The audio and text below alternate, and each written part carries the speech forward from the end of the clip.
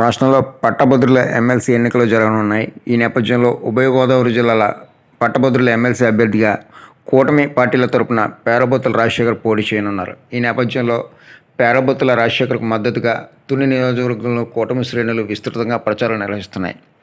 కూటమి నాయకులు విద్యా సంస్థలు, కళాశాలకు వెళ్ళి పట్టభద్రులు, ఉపాధ్యాయులతో మమేకమవుతూ ఎమ్మెల్సీ అభ్యర్థిగా పోటీ చేస్తున్న కూటమి అభ్యర్థి పేరబోతుల రాజశేఖర్ విజయానికి కృషి చేస్తూ పట్టభద్రుల అందరినీ తమ ఓటు హక్కును వినియోగించుకుని పేరబోతుల రాజశేఖర్ తమ ఓటును వెరీ గుడ్ ఫెసిలిటీస్ టు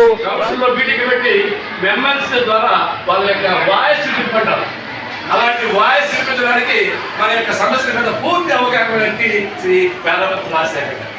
అన్ని సమస్యల మీద అవగాహన ఉంటే మనం ఆయన్ని మొదటి ప్రాధాన్యత వేసి అత్యంత గెలుచుకుంటే మన సమస్యలన్నీ కూడా శాంతియుతంగా ప్రశ్నిస్తారని మరొక్కసారి నీకు మొదటి ప్రాధాన్యత పూర్తి సెంటిమెంట్గా మొట్టమొదటిగా ప్రభుత్వం పేరబోతుల రాజశేఖర్ గారిని పెట్టడం జరిగింది. దానికని ఈరోజు ఈ తుని నియోజకవర్గంలోని తుని పట్టణంలో గ్రాడ్యుయేట్స్ ఎవరైతే ఉన్నారో వారందరినీ ఓటు అభ్యర్థించడానికి నాయకులందరూ కూడా రాజేష్ గారు కానీ, మూర్తి గారు కానీ, అదేవిధంగా ఎక్స్ మున్సిపల్ చైర్మన్ శోభారాణి గారు, అందరి నాయకులు కూడా రావడం జరిగింది.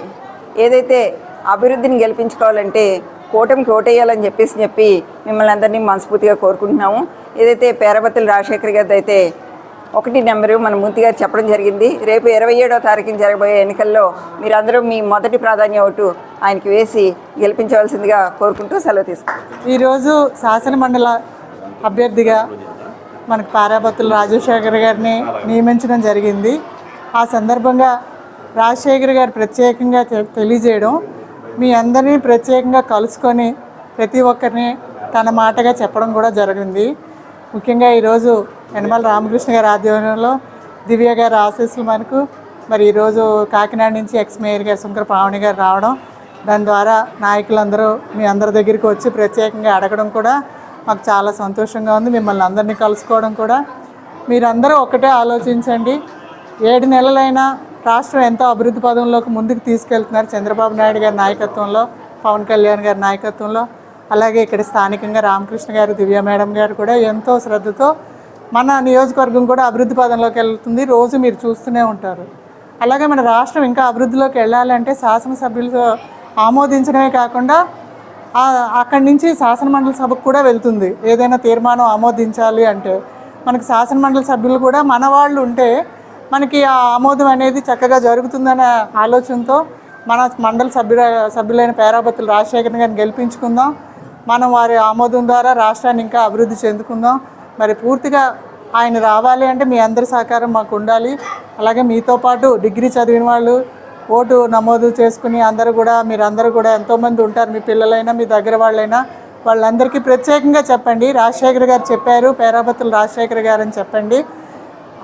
మీ అమూల్యమైన ఓటు మాకు వేసి రాష్ట్రం అభివృద్ధి చెందడంలో కారణంగా మీ వంతు కూడా సహకారం అందించాలని మనస్ఫూర్తిగా కోరుతూ 27ని మీరు మీ యొక్క ఐడెంటిటీ కార్డుతో please go to MDO office. There election officer will give you postal ballots. In the postal ballot you will find 4 columns. First column is serial number, second column is name of the candidate or Perabotulla Rajశేఖర్ in 2 languages, Telugu and English. Third column is Rajశేఖర్ sir's photography, and after photo there will be square white space will be there, and officer will give you a pen, and with the pen you write lucky number 1 in the center of the square to make our Perabotulla Rajశేఖర్ గారు get victory with very good majority. అలా మనం చేసినట్టయితే చేయండి అమ్మా. ఈ యొక్క స్క్వేర్లోని మీరు centre కాకుండా up side, downward, left side, right side మీరు వేసారంటే దట్ ఓట్ బికమ్స్ ఇన్వాలిడ్ అయిపోతే మన వేస్ట్. ఇంత కష్టపడంతా పోద్దాం. So in the centre of the square ఈ draw number 1, fold it and keep it in the box available there.